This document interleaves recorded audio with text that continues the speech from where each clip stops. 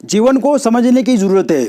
अक्सर लोग थोड़ी थोड़ी बातों पे, छोटी छोटी बातों पे मनमुटाव कर लेते हैं, एक दूसरे के साथ लड़ाई झगड़ा कर लेते हैं, तीखा बोलते हैं, किसी की आलोचना करते हैं, निंदा करते हैं और कभी कभी किसी की तारीफ भी करते हैं। ऐसा व्यवहार लोगों के अंदर होता है, पाया जाता है। मानव जीवन का यही तो रहस्य है। कभी हमें खुशी मिलती है, कभी हमें गम मिलता है, कभी आनंद मिलता है, कभी उत्साह मिलता है, कभी उत्कंठा मिलती है, कभी नकारात्मकता मिलती है तो कभी सकारात्मकता भी मिलती है। लेकिन फिर भी जीवन जीने की एक कला होनी चाहिए। सकारात्मकता से ही हम जीवन को अच्छा बना सकते हैं, सकारात्मक रूप से ही हम जीवन में सफलता भी प्राप्त कर सकते हैं। यद्यपि हम नकारात्मकता के जाल में फंस जाएं, नकारात्मकता हमारे भीतर आ जाए तो फिर हमारा जीवन भी निराशा की ओर बढ़ जाता है, अंधकारता की ओर बढ़ जाता है और हमें कोई रास्ता दिखाने वाला नहीं मिलता है। इसीलिए जीवन जितना हो सके सकारात्मक तरीके से जिएं, कर्मठ होकर के जिएं, कर्मशील होकर के जिएं। वही जीवन जीने में आनंद भी है और उसी में आपको सुखद अनुभव भी मिलेगा। नमस्कार मित्रों, मैं केवल सिंह गौड़िया आप सबका अपने YouTube चैनल केवल ज्योतिष ज्ञान में हार्दिक स्वागत करता हूं। मित्रों, यदि आप अपनी जन्म पत्रिका अथवा अपनी हस्तरेखाओं का निःशुल्क में विश्लेषण कराना चाहते हैं तो दिए गए नंबर पर आप संपर्क कर सकते हैं। यह सुविधा सिर्फ उन्हीं व्यक्तियों को मिलेगी जो इस चैनल को सब्सक्राइब करेंगे और वीडियो को पूरा देखेंगे।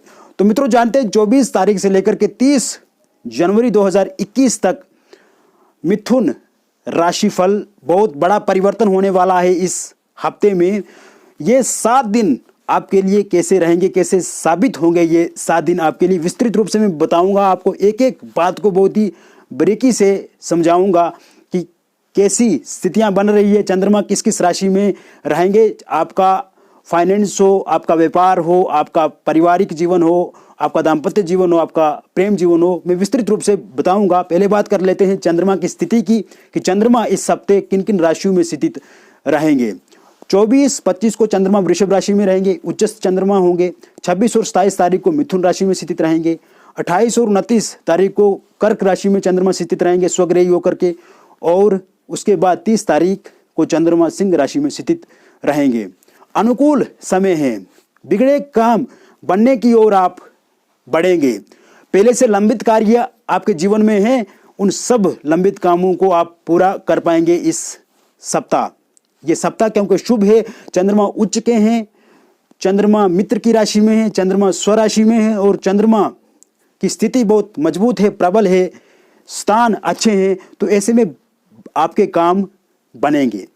पहली बात, इस सप्ताह आप बहुत ही खुश रहोगे, आनंद आपके भीतर आएगा, आनंदमय जीवन जीने की ओर आप शुरुआत करेंगे।